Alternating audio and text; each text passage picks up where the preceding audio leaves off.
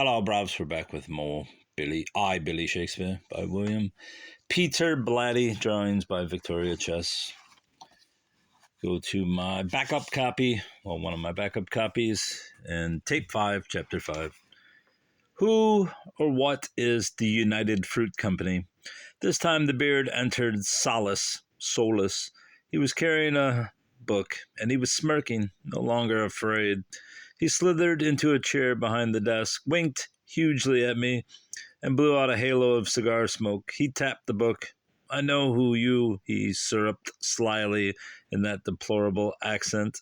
He flipped the book open to a portrait print of myself, the one with the receding hairline. You Shakespeare, exulted the beard. Had he said bacon, I would have incinerated him on the spot. Shakespeare the writer, he added, and actor. See, I have made a big research on you. Research? Has the universe gone mad over this fetish for facts?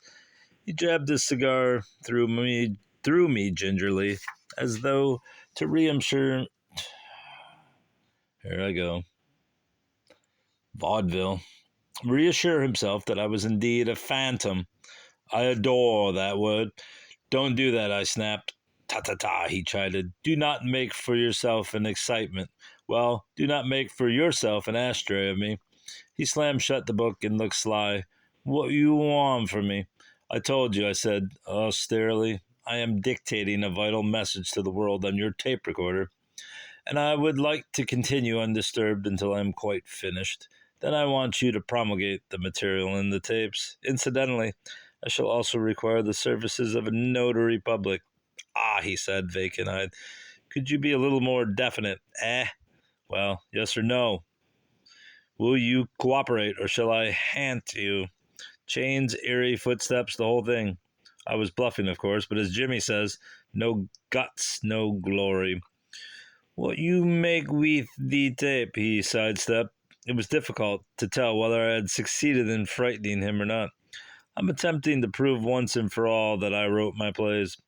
He suddenly chilled. You not write them, he pounced, and I did write them, I roared. This seemed to calm him. That he's good, he chuckled obscenely. Odd how he reminds me of Marlowe. Is it the messianic glint in his eyes, or the glimmering of Machiavelli? Now, what about it? I demanded. He smiled evilly, puffing on the cigar. Then he pulled it out of his mouth and carelessly flicked an ash to the floor. Okay, but first you have to do favor for me. Marlowe to the teeth. What? I asked warily. I want you to write for me a play. A what? A play. What you think, eh? Well, I thought he was mad, utterly mad. But if you think I was going to tell him that you're laboring under a magnificent obsession. But if you think I was going to tell him that you're laboring under a magnificent obsession. I thought of the tapes and said, what kind of play? Tragedy, comedy, history, pastoral, comical, historical, pastoral, tragical, historical, tragical, comical, historical, pastoral, What kind? That was my first mistake. For now he stood up raving and launched into a tortured, screaming 2-hour harangue over political history that left my brain reeling. Talk about tearing a passion to tatters. He climbed the desk, ripped the drapes, pounded the wall, pounded his head against the wall, and moaned like some strange animal in pain. My God, how Kid would have adored him for Geronimo in the Spanish tragedy. Look, I said at last, trying to break it up. Do not saw the air too much, whereupon he bellowed something about a United Fruit Company. Spread-eagled his arms and screeched, They are trying to crucify me like they crucified Christ. Then he fell to the floor, weeping and moaning piteously. It was a little embarrassing. Listen, I said, there's certainly a great deal in what you've said, and I'd like to think about it. Suddenly my hair stood on end. He had pulled himself up to a sitting position, and with the tears streaming down his face, he had begun to sing. I faded instanter. Ben couldn't make much sense of my story. A play, he marveled. A screenplay. Tempting. Are you serious? Listen, you think Fellini is wild. You should... What's the plot? I don't know. All I could make out was the title, namely, Victory at the Bay of Pigs. Ben whistled softly, and I thought Beggar's Bush was a stinker. That's neither his nor Eby. Oh, Hick nor Eby. Sorry. That's neither Hick nor Eby. I don't know how to pronounce either one. Hey, that's Latin. Oh, shut up. The question is, what should I do? Research it, said Ben. Set your answer to everything, for God's sake. All right, go ahead, write it. One more disaster certainly isn't going to tarnish or... I faded on him before he could finish it. Back in the room, the beard was waiting. He was still on the floor. Listen, about this play, I began. I'm not much on originals. And then his fit came upon him again.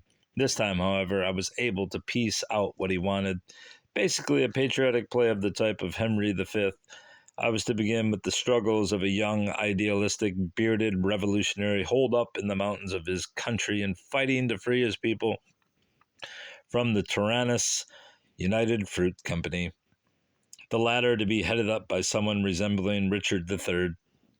He insisted on the hump, too. Then the young idealist comes to power and brings beneficent rule and reform to his formerly oppressed people. Specifically, he closes the nightclubs, and then he is viciously attacked by a malevolent power from the north at the Bay of Pigs. Outnumbered 7-1, the idealist brave little band of defenders repulses the aggressors. Like hell at Agincourt, over and over, the beard kept coming back to one point, and I can't for the life of me fathom its significance. He said the enemy attack at the bay must be depicted as accompanied by overwhelming air support. "FOD scream with aeroplanes," he screeched at one point. He referred to it as air cover. When I probed as to the name of the enemy power, he told me we would fill in the names later. "Look," I said when he was finished, "I'm not too sure I'm the one to write this."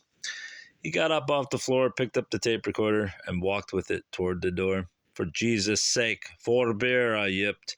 He turned and glowered at me.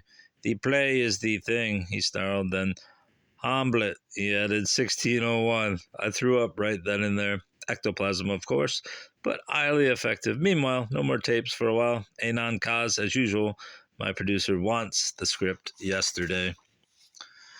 And that's the unceremonious end of Chapter 5. Short one as well. And Chapter 6 is rather short too, and I shall mop that up in a few minutes. Goodbye, bro. Goodbye.